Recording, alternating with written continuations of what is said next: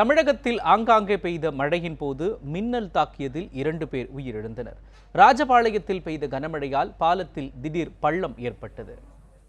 தமிழகம் முழுவதும் வெயில் வாட்டி வதைத்து வரும் நிலையில் ஆங்காங்கே பெய்த மழையால் பொதுமக்கள் மகிழ்ச்சி அடைந்தனர். விருதுநகர் மாவட்டம் ராஜபாளையத்தில் சுமார் 1.5 மணி நேரத்திற்கும் மேலாக பெய்த மழையால் அங்கிருந்த சிறிய பாலத்தில் பள்ளம் ஏற்பட்டது.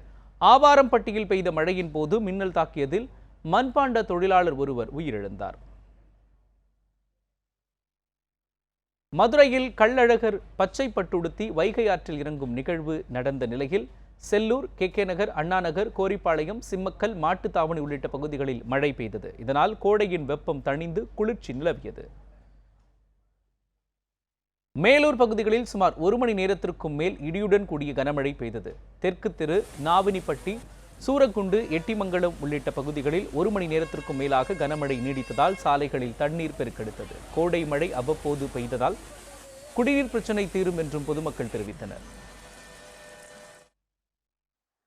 திருவாரூர், திருத்துறைப்பூண்டி மற்றும் அதன் சுற்றுவட்டார பகுதிகளான சேந்தமங்கலம், புலிவலம் உள்ளிட்ட இடங்களில் 1 மணி நேரத்திற்கும் மேலாக பெய்த மழையால் கோடை வெப்பம் தணிந்தது.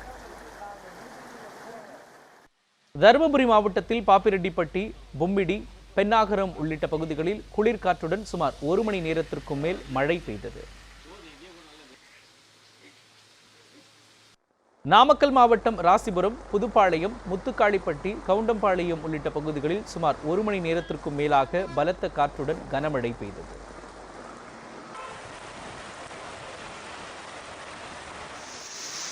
தேனி மாவட்டம் கம்பம் பள்ளத்தாக்கு உள்பட பல்வேறு பகுதிகளில் மிதமான மழை பெய்தது. இதனால் கோடையின் வெப்பம் சற்று தணிந்தது. திருநெல்வேலி மாவட்டம் மூலக்கரைப்பட்டியில் மின்னல் தாக்கியதில் மாடு மேய்த்து கொண்டிருந்த மாசானம் என்பவர் உயிரிழந்தார். பசுங்கன்று ஒன்றும் பலியானது.